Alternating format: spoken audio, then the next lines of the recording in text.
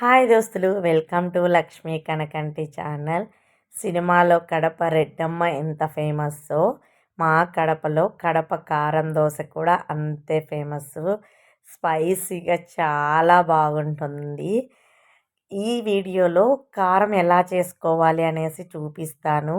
వేడి వేడి పెను మీద ఒక గెరిటె దోసపిండి వేసుకొని అలా తిప్పి దోశ పోసేసుకొని దోశ సగం కాలిన తర్వాత ఆ కారం వేసేసుకొని కొంచెం పప్పుల పొడి చల్లేసుకొని నచ్చితే ఆనియన్స్ వేసుకొని ఆయిల్ వేసుకొని ఒక సైడ్ తిప్పేసి ఆ దోశలే కాంబినేషన్ శనగింజల చట్నీ చేసుకొని తింటుంటే నోరు ఊరిపోతుంది చెప్తుంటేనే, అంత బాగుంటుంది. చూడండి ఎంత బాగుందో, స్పైసీగా సూపర్గా ఉంటుంది. ఇప్పుడు కారం ఎలా చేయాలనేసి చూపిస్తాను, చూసేయండి. ఎర్రగడ్డలు, టమోటా, 2 ఎర్రగడ్డలు, 1 టమోటా, కొంచెం కొబ్బరి, తెల్లగడ్డలు, మిరపకాయలు, పచ్చి కొబ్బరి ఉంటే పచ్చి కొబ్బరి అయినా తీసుకోవచ్చు, లేదా ఎండు కొబ్బరి అయినా తీసుకోవచ్చు. మిరపకాయలు కాకుండా పచ్చివి పచ్చివి మిరపకాయలు ఎర్రగా ఉంటాయి కదా, అవి తీసుకుంటే ఇంకా టేస్టీగా ఉంటుంది. అవి నా దగ్గర లేవు, అందుకే ఎండు మిరపకాయలు తీసుకున్నాను.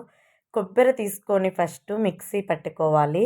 అన్నీ కలిపి మిక్సీ పడితే కొబ్బరి మెదగదనమాట. ఫస్ట్ కొబ్బరి మిక్సీ పట్టేసుకొని మెత్తగా, ఆ తర్వాత మిరపకాయలు, తెల్లగడ్డలు, టమోటా, ఎర్రగడ్డ, కొంచెం ఉప్పు వేసేసుకొనేసి మిక్సీ ఆడించుకోవాలి. ఈ విధంగా కొంచెం వాటర్ వేసుకునేసి నున్నగా మిక్సీ పట్టుకోవాలన్నమాట.